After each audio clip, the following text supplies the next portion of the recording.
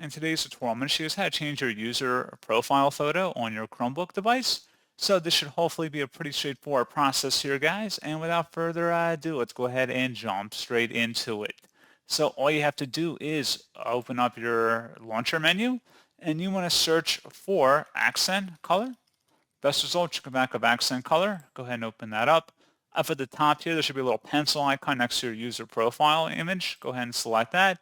And you can select from a different image that is on the Chromebook device, or you can select the folder icon and choose a custom image that's saved on your computer somewhere. And that's pretty much it. So as always, thank you guys for watching this brief tutorial. I do hope that was able to help you out, and I do look forward to catching you all in the next tutorial. Goodbye.